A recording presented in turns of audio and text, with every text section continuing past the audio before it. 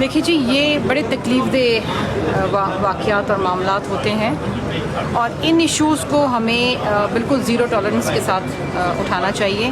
یہ ہنا جاوید کا بھی جو اس وقت جو ایک بڑا ٹریجک معاملہ ہوا ہے، اس کے اوپر ہم سب بہت ہی پریشان ہیں، کیونکہ اس حد تک معاملات پہنچ گئے کہ اس کو قتل کرنا پڑا۔ کیوں قتل کرنا پڑے؟ خواتین کے ساتھ مظالم، یہ ظلم، یہ مار پیٹ، یہ قتل و غارت ریپ، یہ کب ختم ہوگا؟ سرحد یونیورسٹی راوات میں آج جو ایک ویڈیو وائرل ہوئی ہے سوشل میڈیا پہ، کیا کسی فوجی آفیسر کو باوردی اور پھر بھی پستول کے ساتھ کسی یونیورسٹی میں جانا چاہیے اور پھر فائرنگ کرنی چاہیے؟ دیکھیے جی، یہ بڑے تکلیف دہ واقعات اور معاملات ہوتے ہیں اور ان ایشوز کو ہمیں بالکل زیرو ٹالرنس کے ساتھ اٹھانا چاہیے۔ یہ ہنا جاوید کا بھی جو اس وقت جو ایک بڑا ٹریجک معاملہ ہوا ہے، اس کے اوپر ہم سب بہت ہی پریشان ہیں، کیونکہ اس حد تک معاملات پہنچ گئے کہ اس کو قتل کرنا پڑا۔ کیوں قتل کرنا پڑے؟ خواتین کے ساتھ مظالم، یہ ظلم، یہ مار پیٹ، یہ قتل و غارت ریپ، یہ کب ختم ہوگا؟ جب تک ہم اس کے اوپر زیرو ٹالرنس نہیں اڈاپٹ کریں گے۔ کیا کسی فوجی آفیسر کو باوردی اور پھر بھی پستول کے ساتھ کسی یونیورسٹی میں جانا چاہیے اور پھر فائرنگ کرنی چاہیے؟ دیکھیے جی، وہ جو پورا کیس ہے، وہ پورا کیس بہت ہی مختلف نوعیت کا ہے۔ اپیرنٹلی ان کی جو اہلیہ تھیں، ان کے ساتھ کوئی بدتمیزی ہوئی ہے، اور ظاہری بات ہے میں اس کیس کو ڈیٹیل میں تو نہیں جانتی، لیکن مجھے اتنا ضرور پتہ ہے کہ اگر آپ کی گھر کی عورت کو کوئی بدتمیزی کرے گا یا کوئی اس کو غلط نگاہ سے دیکھے گا تو مرد ڈیفینیٹلی اشتعال میں آئے گا، لیکن ان چیزوں کو نہیں ہونا چاہیے۔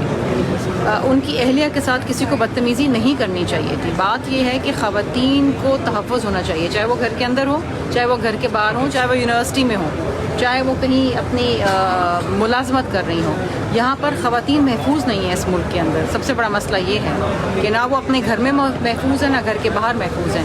ہمیں بات اس پہ کرنی چاہیے اور ہمیں اس کے اوپر زیرو ٹالرنس اختیار کرنا چاہیے۔ طلبہ نے تو HOD کا ساتھ دیا ہے، پھر خاتون کا ساتھ کیوں نہیں دیا؟ مطلب خاص کر طلبات نے۔ نہیں دیکھیے جی، میں تو اگر اس خاتون کے ساتھ بدتمیزی ہوئی ہے، طلبات ساتھ نہیں دیکھیے، میں جو جہاں تک میں نے دیکھا ہے اور میں نے جو پڑھا ہے، جو نیوز میں آیا ہے، اگر اس خاتون کے ساتھ بدتمیزی ہوئی ہے تو میں تو اس خاتون کے ساتھ ہوں۔ چلا کے دیکھ لیں اسمبلی ہمارے بغیر۔ بلاول بھٹو صاحب نے جو الٹی گنتی کا کہا تھا، کہاں تک پہنچی گئی؟ یہ اسی کا تسلسل ہے، کیونکہ آپ دیکھیں کہ اگر ہم نہیں بیٹھیں گے تو نہ یہ اپنا بزنس لا سکتے ہیں، نہ یہ اپنی لیجسلیشن پوری کر سکتے ہیں، کیونکہ ان کے ممبران تو غیر حاضر ہوتے ہیں۔ میڈم 2.5 سال سے کورم ہم پورا کر رہے ہیں۔ میڈم یہ بتائیں کہ صوبوں کے معاملات پہ مولانا فضل الرحمان کے ساتھ بھی پیپلز پارٹی؟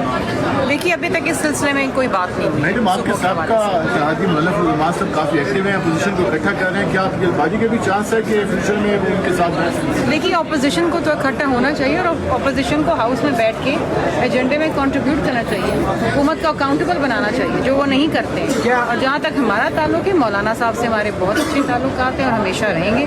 ہم ان کے ساتھ اپوزیشن میں بیٹھیں نہ بیٹھیں یہ الگ بات ہے۔ نون کا بھی یہی موقف ہے کہ ہمارے کافی اچھے تعلقات ہیں مولانا کے ساتھ، وہ عزت سیاستدان ہیں اور ہمیں کوئی خطرہ نہیں ہے، اگر پارٹی بھی یہی سمجھتی ہے تو پھر مولانا صاحب ہیں کس سائڈ پہ؟ دیکھیے جی، مولانا صاحب ایک بہت پائے کے سیاستدان ہیں، ایز اے ویٹرن، ان کی سب عزت کرتے ہیں، ان کی رہنمائی بھی لیتے ہیں اور اہم معاملات میں ان سے مشاورت بھی کرتے ہیں۔ اچھی بات ہے کہ اگر وہ اپوزیشن کو متحد کرے۔ یہ تو چیئرمین بلاول بھٹو زرداری صاحب بھی کہتے ہیں کہ اپوزیشن اپنا کردار ادا کریں، اپوزیشن قائمہ کمیٹیوں میں واپس آئیں، اپنا کام کرے، حکومت کو کم از کم اکاؤنٹیبل تو کریں۔ اچھا آخر میں یہ بتا دیں کہ یہ جو سیم پیج تھا حکومت کے ساتھ پیپلز پارٹی کا، کیا یہ سیم پیج اب نہیں رہا؟ اب تو نہیں ہے۔ کیا میم موجودہ حکومت ختم ہونے جا رہی ہے؟ آپ تو بہت آگے تک پہنچ گئے، ابھی تھوڑا صبر تو کریں۔